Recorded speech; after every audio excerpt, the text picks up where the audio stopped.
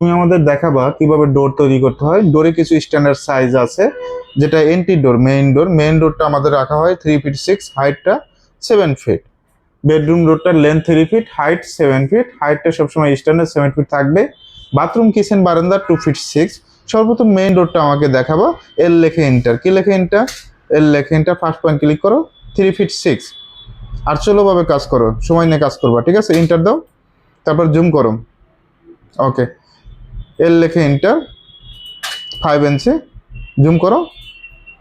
ওকে, এদিকে 5 ইঞ্চি, 5 দাও। ওকে, একইভাবে এদিকে 2, নিচের দিকে 2, এদিকে 1, এদিকে 3। ওকে, অপোজিট পাশে জুম করো।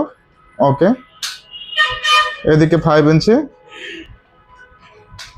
এদিকে 2 ইঞ্চি, একইভাবে এদিকে 2, এদিকে 1, দিকে উল্লেখ করো মাউস দিয়ে, এদিকে 3।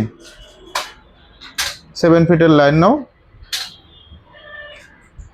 7 ফিট, ফিট দাও, ফিট, ডাবল এন্টার। আবার এখান থেকে 7 ফিটের লাইন নাও, 7 ফিট, তারপর সার্কেল নাও, জুম করো, জুম করে কাজ করো, একটা হাইলাইট থাকবে। ওকে, সার্কেল ক্লিক করো, পয়েন্ট টু পয়েন্ট ক্লিক করবা, তার অপোজিট অংশ ট্রিম করে দাও, টিয়ালকে ডাবল এন্টার, জুম করো। ওকে, ট্রিম করো অংশ, এটাও ট্রিম করে দাও, ট্রিম করো।